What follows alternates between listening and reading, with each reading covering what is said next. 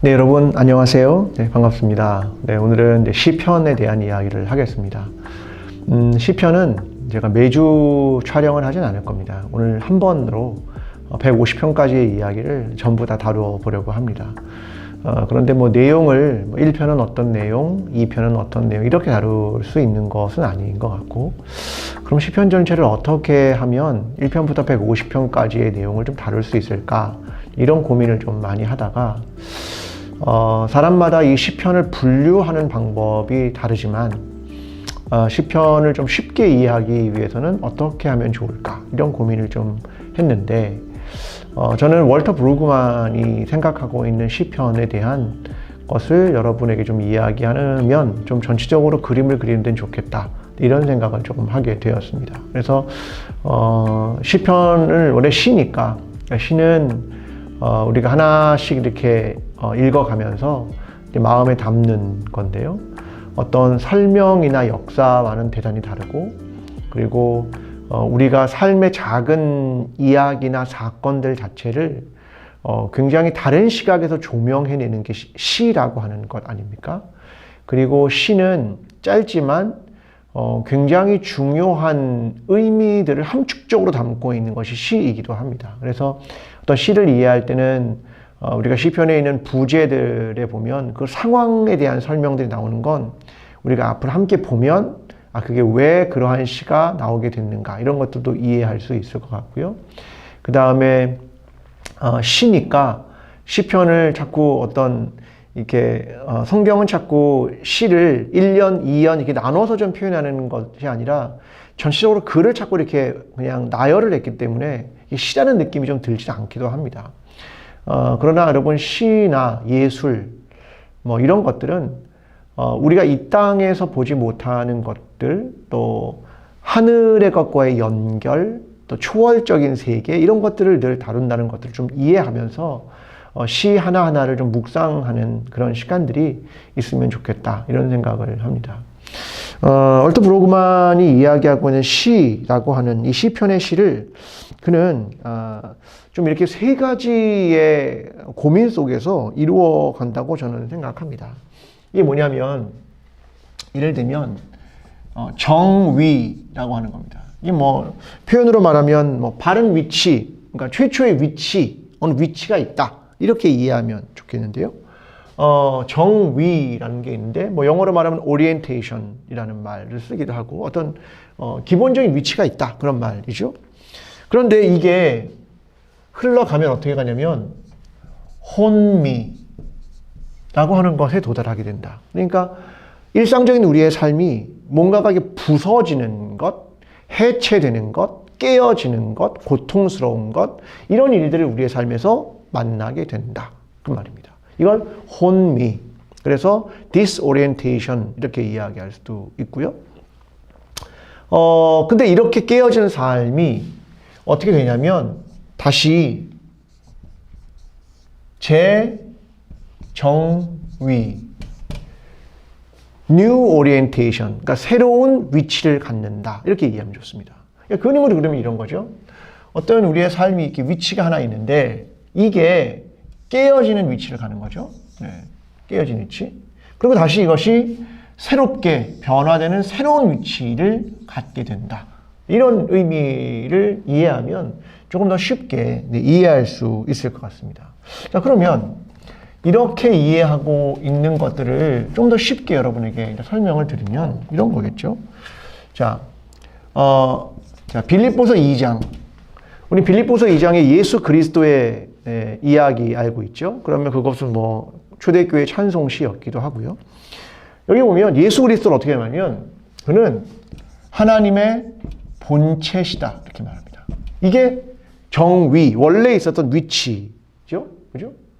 이 본체였던 분이 혼미를 경험한다. 이게 뭐냐면 자기 비움, 자기를 비워, 이런 표현입니다. 자기를 비웠다. 이게 혼미의 상태죠. 그러니까 원래 하나님이셨던 분이 자기를 비웠다. 네? 그러니까 종의 형체를 가졌다, 그런 말이죠. 근데 하나님이 이후에 어떻게 하느냐? 그를 지극히 높여. 그죠? 그가 자기 비움을 통해서 종의 형체를 가졌다가 혼미의 상태를 경험했다가 그가 하나님이 다시 지극히 높이셨다. 그러니까 이걸 보면 정위라고 하는 게 뭐고 혼미가 뭐고 재정위라고 하는 게 뭔가 이런 것들을 이해할 수가 있습니다. 그렇죠? 네. 자, 이런 걸 우리의 삶에도 보면 예를 들면 세례, 그렇죠?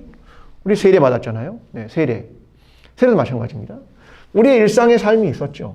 그죠? 일상의 삶이 있었다가 이게 세례를 통해 뭘 어떻게 되냐면 우리가 물에 잠기다. 그죠? 잠기는 거죠. 네. 이게 그리스도와 함께. 그죠? 잠기는 거죠. 이게 죽음이라고 하는 것이고죠. 그죠? 근데 이것이 우리가 물에서 나오다. 그죠? 그리스도와 함께 이걸 부활. 설명하는 거죠. 그러니까 우리의 세례도 역시 마찬가지입니다. 원래 세례라는 건 baptism이라는 말인데 물에 잠긴다 이런 뜻이거든요. 그러니까 혼미의 상태를 들어가는 겁니다. 우리가 부서지는 거죠. 죽고 십자가를 지고 그와 함께 다시 부활한다. 이게 세례 아니겠습니까? 그 정도일까요? 아니면 이스라엘의 삶을 볼까요? 이스라엘 삶은 안 그렇습니까? 그들이 삶을 살아갔죠. 삶을 살았다. 그런데 뭘 경험하느냐? 혼미의 상태를 경험한다. 이게 뭐냐면 결국은 애굽, 그죠? 혹은 바벨론. 결국 혼미, 부서지는 거죠. 이들의 삶이 원래 있었던 삶으로부터 부서지는 삶을 사는 겁니다. 가나안에 원래 있었는데 여기 부서지는 거죠. 근데 다시 어떻게 하느냐? 출애굽, 그렇죠? 다시 가나안으로 돌아옴. 근데 여기에 살았던 그들의 삶과 여기에 살았던 그들의 삶이 같은 장소일지 모르지만 전혀 다른 존재가 되는 거죠. 그들이 정체성이 없었던 삶이 하나님의 백성으로서의 정체성을 갖는 걸로 나가는 거죠. 그러니까 여기와 여기는 같지 않습니다. 이거는 재정위, 그러니까 원래의 자리로 돌아간다기보다는 이전과는 다른 삶으로 돌아간다. 이렇게 이해하는 것이 더 좋을지도 모르겠습니다. 우리의 삶도 마찬가지죠. 그죠? 오늘 우리는 안 그런가요? 우리가 이렇게 일상을 살아가고 삶을 살아갑니다. 근데 어느 날 갑자기 고통을 맞이하게 되는 거죠. 그죠? 고난을 맞이하게 되는 겁니다. 우리 욥이 보여주고 있는 이런 사이죠. 근데 그 다음에 뭐로 나아갑니까? 하나님의 은총을 통해서 희망으로 나아가고, 그죠? 새롭게 회복으로 나아가고, 이게 우리의 삶도 다르지 않다. 그죠? 여기 혼미라고 하는 이 섹션이 계속 보여주고 있는 게 뭐냐면, 때로는 분노, 수치, 고립, 절망, 증오, 적개심, 막 부서지는 일들이 막 여기에 생기는 겁니다. 그리고 다시 재정위로 나아가는 것. 이런 것을 보여주는 것이라고 생각합니다. 그리고 어떤 사람은 정위라는 걸 formation, 어떤 걸 이렇게 형성하는 거죠. formation. 혼미는 deformation, 부서지는 겁니다. 결국은. 그리고 나서는 transformation, 어떤 거로의 변화. 그죠? 그런 것들이 이루어지는 과정이 우리가 살아가는 겁니다. 그러니까 이게 삶이란 이 혼미의 과정을 경험하지 않으면 트랜스포메이션으로 갈 수가 없고, 네? 뉴 오리엔테이션이라고 하는 것으로 갈 수 없다. 이것을 설명하고 있는 내용입니다. 이게 우리의 삶입니다. 그러면 시편이 이거와 다르지 않다는 거죠. 그죠? 시편의 삶이 이거와 다르지 않습니다. 자, 뭐 이거 하나만 그냥 두고 보겠습니다. 자, 시편은 다르냐? 아니다. 시편에는 예를 들면 정위라고 하는 게 있죠. 창조 시편. 하나님이 창조하신 것에 대한 이야기를 합니다. 예를 들면 145편, 그죠? 104편, 33편, 8편 이런 건 하나님의 창조에 대한 걸 우리에게 보여준다 이거죠.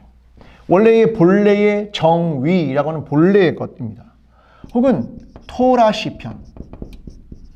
하나님의 말씀은 이렇게 이야기하는 것 말이고요. 그래서 저는 뭐 119편, 15편, 24편 이런 건 하나님의 말씀은 무엇입니다. 이걸 가르쳐주는 내용이 이제 토라 시편이죠. 안 그러면 지혜 시편, 그죠? 27편, 14편. 지혜가 뭐냐? 이런 얘기를 초반에 들려주고 있는 내용이 여기 정위라고 하는 거죠. 그런데 혼미 속에서 경험하게 되는 건 시편에서 말하면 주로 뭐냐면 탄식시입니다. 하나님 너무 고통스럽습니다. 내 삶이 너무나 고통스럽습니다. 이걸 하나님께 알려드리는 탄식시입니다. 여기에는 개인 탄식시가 있고 공동체의 탄식시가 있습니다.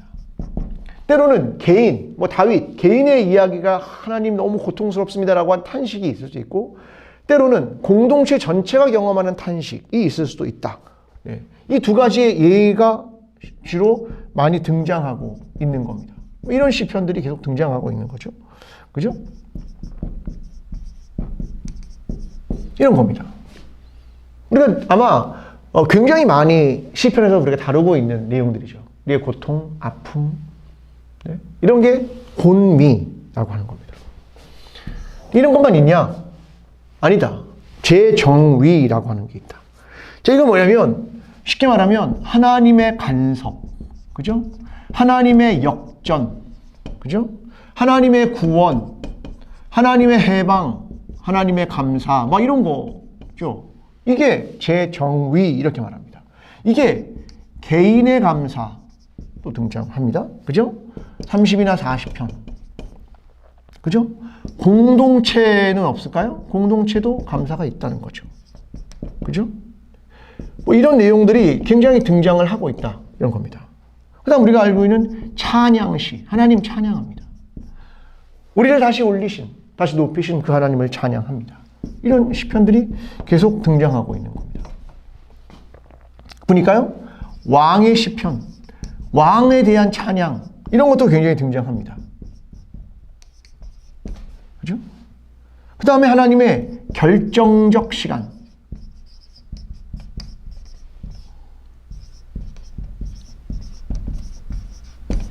이런 하나님의 역사가 우리에게 찾아옵니다. 이런 이야기를 다루고 있다라고 하는 겁니다. 저는 시편을 보는 데 있어서 여러 가지 생각을 하지만 이렇게 이해를 하는 것이 제일 쉬운 이해가 될 수 있다고 생각합니다. 안 그러면 시편 전체를 그냥 어떤 그 카테고리별로 나눠가지고 그냥 이건 어떤 시, 이건 어떤 종류의 시 이렇게 분별하기는 굉장히 복잡하기 때문에 그렇습니다. 그냥 시집 하나를 놓고 우리가 그렇게 나누어 놓는 것이 되게 어렵거든요. 어떤 양식을 가지고 있는가 이런 게 이해하기 되게 어렵거든요. 그러니까 오히려 저는 우리의 삶에서 가장 피부로 와닿게 이해하는 방법이 바로 이거라고 생각합니다. 여러분 시편을 이제 한 편씩 읽고 150편 읽을 거니까 꽤 오래 읽으시겠죠. 그렇게 읽으면서 생각해 보십시오. 오늘 내가 있는 자리라고 하는 것 생각하고 내 삶이 때로는 고난을 만나고 있는가? 내 삶이 때로는 부서지고 있는가? 때로는 디포메이션 되고 있는가? 나는 오늘 내 삶을 통해서 어려움을 당하고 있는가? 비명을 지르고 있는가? 탄식하고 있는가? 그런 시를 만날 때는 그걸 경험하는 겁니다. 그리고 나서는 이후에 하나님께서 우리에게 은혜를 주시고 소망을 주셔서 새롭게 감사로 나아가고 하나님을 찬양하는 대로 나아가고 하나님의 구원, 하나님의 은혜를 찬양하는 대로 나아가는 그런 시들을 우리의 삶에서 곳곳에서 경험할 겁니다. 이런 시들은 모두 자기의 삶의 상황 속에서 함께 경험하게 될 겁니다. 내 삶의 경험이 정의라면, 오늘 내 삶의 경험이 혼미라면, 오늘 내 삶의 경험이 재정위라면 과연 오늘 그 순간 이 시편을 읽으면서 나는 경험하게 될 겁니다. 하나님을 만나는 것, 그것을 가까이에서 만나게 될 겁니다.